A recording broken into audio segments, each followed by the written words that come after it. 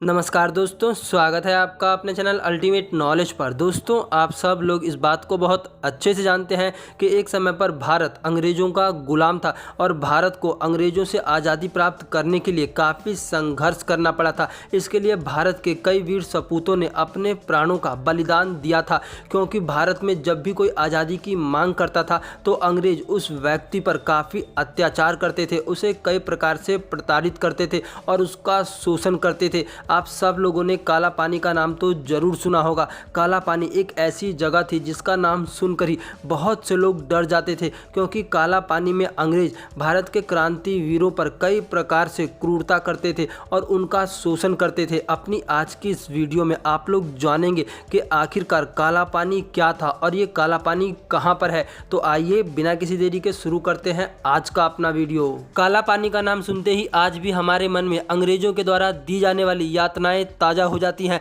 भारत में आज़ादी की मांग को दबाने के लिए और स्वतंत्रता सेनानियों को यातनाएं देने के लिए अंग्रेजों ने एक विशेष जेल का निर्माण किया, जिस जेल का नाम सेल्युलर जेल या फिर साधारण बोलचाल की भाषा में इसे काला पानी के नाम से भी जाना जाता था।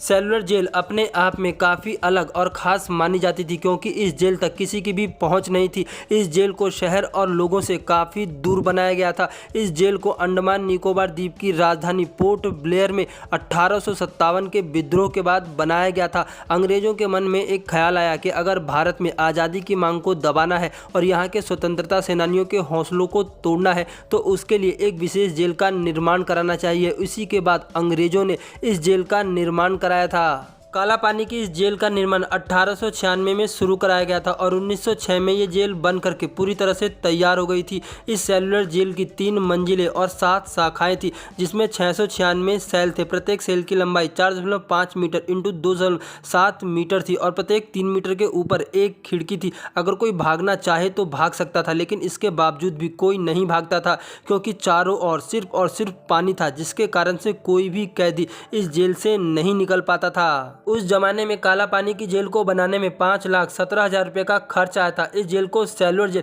इसलिए कहा जाता था क्योंकि इसमें ऑक्टोपस की तरह 7 शाखाएं थी। जेल में बंद प्रत्येक कैदी को पिराई करनी पड़ती थी। यहाँ पर बंद प्रत्येक कैदी को एक दिन में 30 पाउंड नारियल या सरसों के तेल की पिराई करनी पड़ती थी, और जो भी कैदी ऐसा नहीं कर पाता था उस कैदी की बहुत बेरहमी से पिटाई की जाती थी और उसे यातनाएं दी जाती थी। सेल्युलर जेल में बंद प्रत्येक कैदी को अलग अलग रखा जाता था। इसके पीछे अंग्रेजों की ये सोच थी कि अगर कोई भी कैदी दूसरे कैदी से बात नहीं कर पाएगा तो ऐसा करने से उनकी मनोदशा धीरे धीरे कमज़ोर होने लगेगी और वो आज़ादी से जुड़ी हुई कोई भी योजना नहीं बना पाएंगे। आज भी सेल्युलर जेल में शहीद होने वाले वीर स्वतंत्रता सेनानियों के नाम लिखे हुए हैं और आज भी वहाँ पर वो हथियार मौजूद है जिनसे स्वतंत्रता सेनानियों को यातनाएं दी जाती थी। 1969 में इस जेल को राष्ट्रीय स्मारक के तौर पर घोषित कर दिया गया था।